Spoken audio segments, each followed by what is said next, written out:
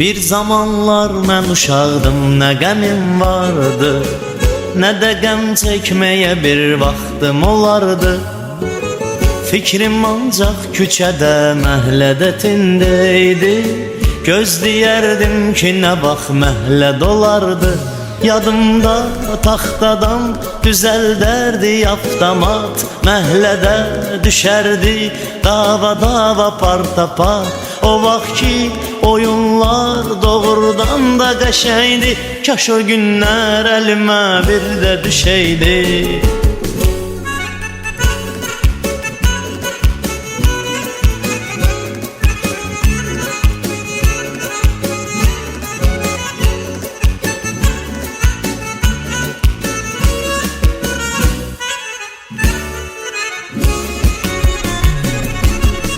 Yadıma düşdü uşaqlıqdakı gizləm paç, gözləyərdi gözünü kimsə yumar qaç.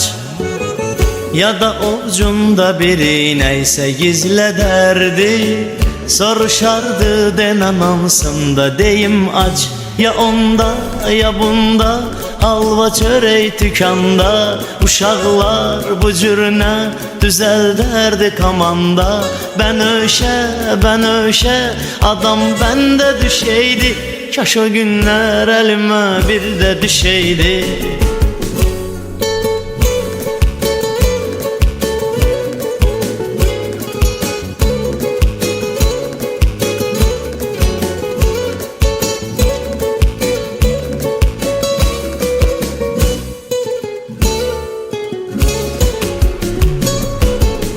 Biz uşaq vaxtı pulun fərqinə az vardıq, publikum turba şəkillərini yığardıq.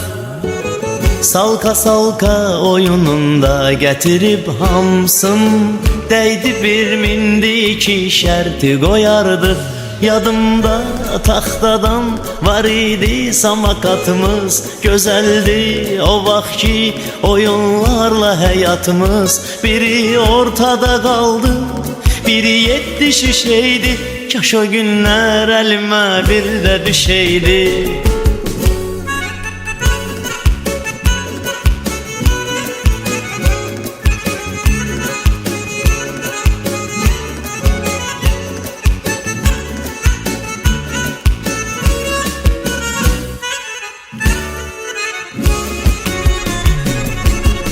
Bir zamanlar mən uşaqdım, nə qəmim vardı, nə də qəm çəkməyə bir vaxtım olardı. Fikrim ancaq küçədə, məhlədətində idi. Gözləyərdim ki, nə vaxt məhlə dolardı. Gün oldu, ay oldu, il oldu, zaman oldu. O günlər, o aylar, o illər güman oldu. Veriyim örtiyatım, əcəb yaxşı peşəydi, kaş o günlər əlimə bir də düşəydi. Gün oldu, ay oldu, il oldu, zaman oldu. O günlər, o aylar, o illər güman oldu.